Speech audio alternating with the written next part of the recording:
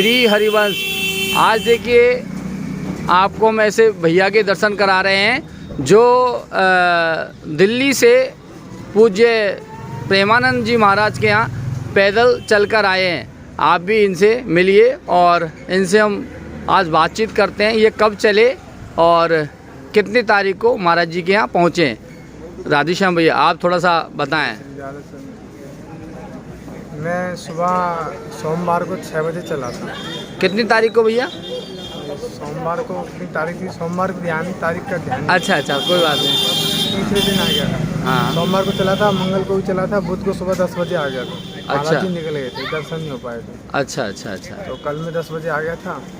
आज महाराज जी के दर्शन करे, बहुत अच्छा लगा। महाराज जी की कृपा से ही आ पाया हूँ, अपनी तो बस की नहीं है चलना। अपनी मर्जी से 10 कदम भी नहीं चला जाता। तो ऐसे कैसे आपको आने का वो लगा कि मेरे को भी पैदल चल के दिल्ली से यहाँ आना चाहिए वृंदावन? पैदल यूँ लगा, जो गुरुजी के सत्संग देखता था ना, तो सत्संग में देखते देखते मतलब भावुक हो जाता था एकदम। और जो मतलब सत्संग में बताते थे वही उनकी चीज़ों को फॉलो करता था। मैंने सोचा कि वो मुझे शिष्य बनाएं ना बनाएं उससे कोई फ़र्क नहीं पड़ता, पर मैंने उन्हें गुरु बना दिया। मैंने सिर्फ फ़ोन में देख के गुरु बना दिया उनको। अच्छा। तो बस ऐसे ही मन में व्याकुलता होती थी, रात में नींद नहीं आती थी, बेचैनी होती थी। जब भी वीडियो देखता है तो आंसू निकल जाते, भक्ति हो जाता था। तो उसके बाद फिर मतलब बेचैनी होती थी। मैं बिना बताए आया था घर से। अच्छा, आप घर से बता के भी नहीं आए हैं? अगले दिन बताया, उनको शाम को बताया था, रात में 11 बजे जब फोन आ रहे थे। तो मैंने मतलब सोमवार को आप जब चले, सोमवार को कितने बजे चले थे आप दिल्ली से? सुबह 6 बजे। और रात को 11 बजे आप कहाँ आ गए थे? मैं यहाँ आ गया था, पलवल से आगे थोड़ा सा आ गया तो मतलब 2-4 किलोमीटर आ गए।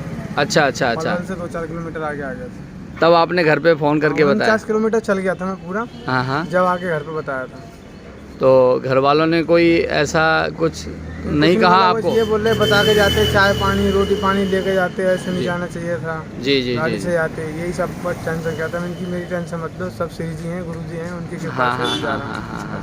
तो आप कितने दिन में यहाँ आ गए दिल्ली से? 3 दिन में आ गए। 3 दिन में, माने आज 25 तारीख है तो कल आ गए थे आप 24 तारीख को? कल आ गए। 24 तारीख को शाम को यहाँ आ गए थे। तो आपको महाराज जी के दर्शन प्राप्त हुए? नहीं, महाराज जी चले गए थे उससे पहले। अच्छा। हो गया था। तो आज हुए दर्शन? आज हुए। अच्छा। देखिए आप है ना, पूज्य महाराज जी ने इनको बिल्कुल एकांतिक, और महाराज जी ने इनसे मुलाकात भी करी और भैया को श्री जी की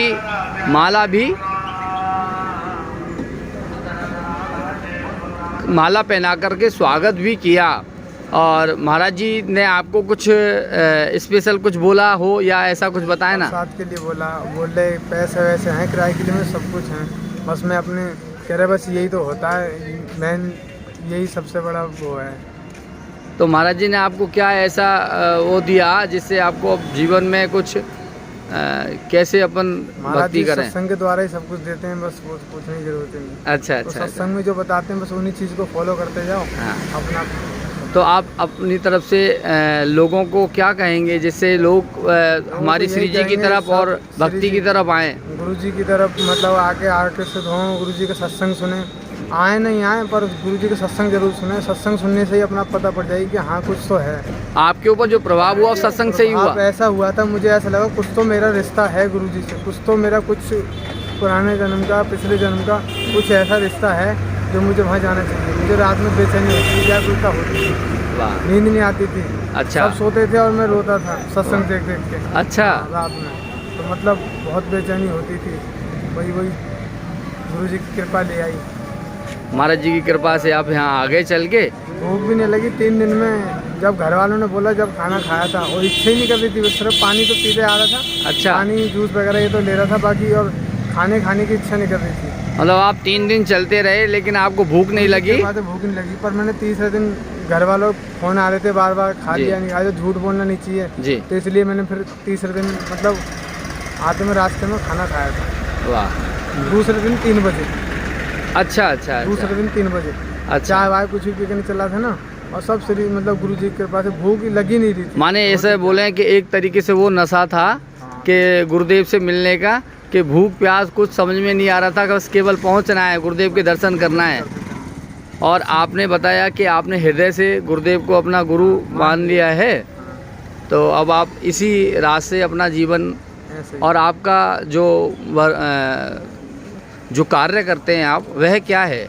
वे है गुरुजी बोलते हैं जरूरी नहीं है तुम मेरे पास आओ, गृहस्थ में रहो, गृहस्थ में रह के भजन करो, ये नहीं छोड़ते तुम अपने मतलब घर छोड़ो, परिवार छोड़ो, बच्चों को छोड़ो, बीवी को छोड़ो, नहीं बोलते गुरुजी। जी। गुरुजी बोलते हैं अपने गृहस्थ में रहो, बस नियम के पालन करते जाओ, वहीं भजन करो, वहीं आपको श्री जी की प्राप्ति हो जाएगी, मतलब वहीं राधे रानी की भक्ति मिलेगी तुम्हें। जी, जी। सिर्फ राधे रानी का नाम जप करो। बहुत बढ़िया। आपका कर्म क्षेत्र क्या है, क्या कार्य करते हैं आप? मैं सैलून का काम करता हूँ कहाँ? दिल्ली में। बहुत सुंदर।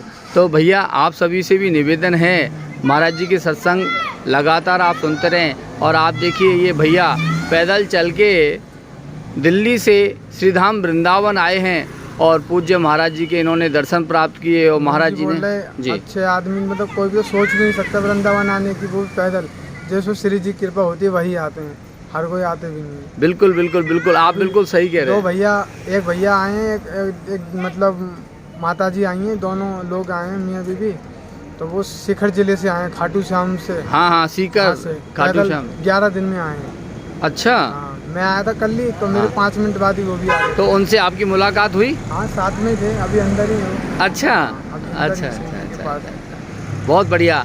आपके दर्शन करके ही हमें तो ऐसा महसूस हो रहा है कि पहले आज मैंने गुरु जी के दर्शन करे, उसके बाद अब राधे रानी के करूँगा, फिर उसके बाद बाकी बिहारी जाऊँगा पैदल, उसके बाद जब गाड़ी पे मैं मतलब बैठूँगा। आप बिहारी जी भी पैदल दर्शन करने जाएंगे? बहुत सुंदर। मैंने यही पहले मैंने बोला था, मैंने कि पहले गुरु जी के दर्शन करूँगा, फिर राधे रानी के, फिर बाकी बिहारी जी के।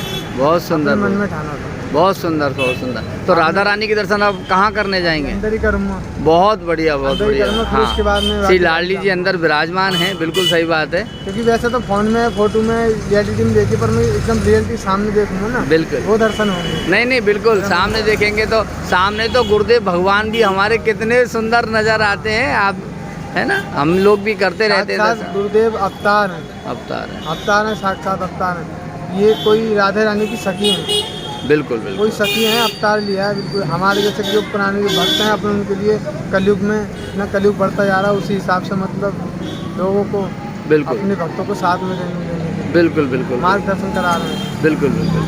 भैया आपका नाम एक बार बताएंगे? मेरा नाम गौरव श्रीवास्तव। गौरव श्रीवास्तव जी, बहुत सुंदर। गौरव श्रीवास्तव जी, आज आपसे मिलकर हमें भी ऐसा लगा कि हम तो वृंदावन में रहते हुए भी कभी कभी नहीं आ पाते हैं। अब आपके द्वारा ऐसा हमें भी मैसेज प्राप्त हो रहा है कि हम भी लगातार गुरुदेव के दर्शन सदैव करने आते रहेंगे और समाज को भी यही एक संदेश है, वो यदि नहीं आ पाते हैं तो अपने घर में बैठ कर के पूज्य महाराज जी का सत्संग अवश्य सुने। बिना गुरु जी के कुछ भी नहीं है, गुरु जी का सत्संग जरूर सुनना चाहिए। बिल्कुल क्योंकि बिल्कुल। यही एक मोक्ष का द्वार है। गुरु जी हमें भक्ति मार्ग का रास्ता दिखाते हैं। जी जी, गुरु जी की कृपा से ही हमें जो भी भक्ति मिलती है, उनकी कृपा से ही मिलती है। बिल्कुल बिल्कुल। मैं आपको और धन्यवाद गुरु जी जरूर हर किसी दूंगा। को मनाने नहीं चाहिए, गुरु जी उसको मनाना चाहिए जो अपने मन से लगे कि हाँ ये मेरे गुरु जी बनने लायक हैं। जी जी, बस उनको ही बनाना चाहिए, बिल्कुल बिल्कुल जो अपना मन करे, बस किसी बिल्कुल। के कहने से नहीं, सिर्फ अपने मन से। बिल्कुल मुझ पर किसी का जोर जबरदस्त दबाव नहीं, सिर्फ अपनी अंदर ही आत्मा बोलने की मेरे कुछ तो है, बिल्कुल कुछ तो है, मेरा मतलब रिश्ता है कुछ तो। बिल्कुल। तब मैं भावुक हुआ था। एक बार मैं आया था आंवला एकादशी पे, होली के महीने में, अच्छा, तो दर्शन करने के लिए जब मैं आया था ना, तो मैंने पूछा गुरु जी को, फोटो दिखा, नाम तो नहीं पता था जी। तो फोटो दिखा रहा था, वो बता ही नहीं रहा था। फिर मैं पहुंच गया था, किसी ने बताया टटिया आश्रम, हाँ हाँ, टटिया आश्रम पहुंच गया था। मैं गया, गुरु जी तो है नहीं, जी। वो तो पीली पोशाक पहनते हैं हाँ और वहाँ सफ़ेद पोशाक पहन रखी थी। जी फिर मैंने राधे कृष्ण के दर्शन करे, उनके चरणों में शीश झुकाया, जो गुरु जी थे जी। टटिया आश्रम वाले, उनके चरणों में शीश झुकाया। पर मुझे ज़्यादा लगन जब उनसे लगा बैठे तो वो वाली बात है, क्योंकि हाँ। लगन तो हमारी कहीं और लग रही जी, है। जी, जी, जहाँ जी। बेशक वो उनसे श्रेष्ठ हैं, वो पूजनीय जी, हैं, जी। हम उनके चरणों में मतलब नमन करते जी। हैं। परंतु मेरा मन तो इधर लग रहा था परमानंद जी से। जी जी जी, मैं परिक्रमा लगा ली, आधी परिक्रमा लगा के फिर मैं भागते भागते गया था, बच्चे साथ में थे। अच्छा। शाम हो गई थी, फिर मैं अच्छा। वापसी आया, उनके हाँ। दर्शन करके प्रसाद पाके फिर मैं चला, लग रहा है गुरु जी ऐसे नहीं मिलेंगे, मुझे पैदल ही आना पड़ेगा। वाह। जब से मैंने सोच दिया था कि मैं जब भी आऊँगा पैदल ही आऊँगा, और वही राधा रानी ने, गुरु जी ने बहुत बड़ी कृपा करी जो मेरे पे, मतलब मैं वाह आया। वाह वाह, बहुत बढ़िया। आपने भैया समाज को और हमारे सभी लोगों को जो संदेश दिया उसके लिए मैं आपका बहुत बहुत धन्यवाद करता हूं। और आपकी यात्रा इतनी सफल हुई है और भविष्य में भी आप राधा रानी आप पे खूब खूब कृपा करें और गुरुदेव की कृपा भी आप पे सदैव बनी रहे। जय श्री जय श्री राधे। जय श्री राम।